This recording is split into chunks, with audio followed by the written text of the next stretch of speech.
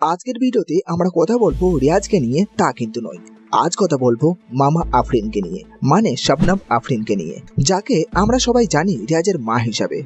আমাদের মধ্যে অনেকেই আছে যারা শুধু এটা জানে শবনম আফরিন হলেন রিয়াজের মা, কিন্তু তাছাড়াও ওনার নিজের একটা পরিচয় আছে এবং একটা ব্যক্তিত্ব আছে যেটা আপনাকে মুগ্ধ করে দেবে। তাই শেষ পর্যন্ত দেখুন। আর যারা রিয়াজকে পছন্দ করেন তারা ভিডিওটা লাইক করে দিন, আর যারা রিয়াজের পুরো পরিবারটাকেই পছন্দ করেন তারা কমেন্টে লিখে জানান। চলুন তাহলে শুরু করা যাক। দেখুন, এনাকে সবাই রিয়াজের মা হিসাবে জানলেও ইনি একজন এমন মা যে তার জীবনের অনেকটা সময় পরিবারকে সামলাতে কাটিয়েছে, যখন তারা সুদূর বিহার থেকে উঠে এসে জয়গাঁয়ে বসবাস করতে শুরু করে। এনার আসল নাম হলো শবনম আফরিন। ইনি জন্মগ্রহণ করে 11 জানুয়ারি 1988 সালে। পরিবারে এখন বিশেষ কেউ নেই, একটা ভাই আছে যিনি বিহারেই থাকেন, কিন্তু বিয়ের পর পরিবারে অনেক কিছু পেয়েছে, যেমন স্বামী হিসাবে লিটন আলীকে এবং শ্বশুর শাশুড়িকে আর একটা ননদ। তাছাড়া দুটো সন্তান তো আছে, রিয়াজ আর রিজা।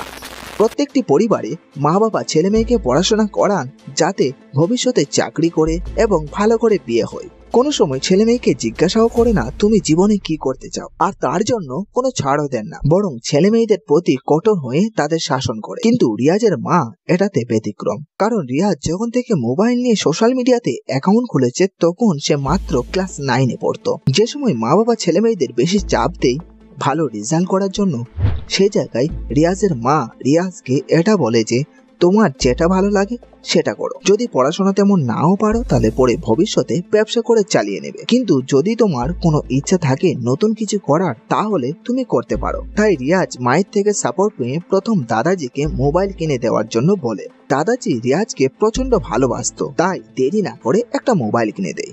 এরপর রিয়াজ নামেই স্কুল যেত, কিন্তু বেশিরভাগ সময় সোশ্যাল মিডিয়াতে কাটাতো।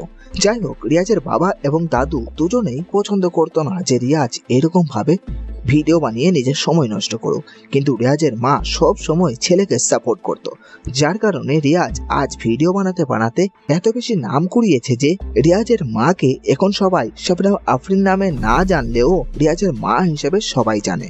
হয়তো রিয়াজকে যদি কড়াকড়ি ভাবে রেখে দিয়ে শুধু পড়াশোনা করাতো তাহলে আজ সে পড়াশোনা নিয়েই পড়ে থাকতো। চাকরি পেত কিনা সেটা পরের কথা, বা ভবিষ্যতে দেখা যেত, কিন্তু আজ তার মা ছাড় দিয়েছিল বলেই পড়াশোনার সাথে সাথে এই 20 বছর বয়সে ছেলে মাসে লক্ষ লক্ষ টাকা ইনকাম করছে। আমার মতে রিয়াজের সাফল্যের পেছনে যেমন তার দিদি রিজা আফরিনের অনেকটা হাত আছে, ঠিক তেমনি রিয়াজের মায়েরও বেশ অনেকটাই অবদান আছে। তাই তো রিয়াজ যখন বড় কিছু অ্যাচিভ করে তখন সর্বপ্রথম মাকে খুশি করে। এই 2024-এ তার মায়ের বয়স হলো 36 বছর।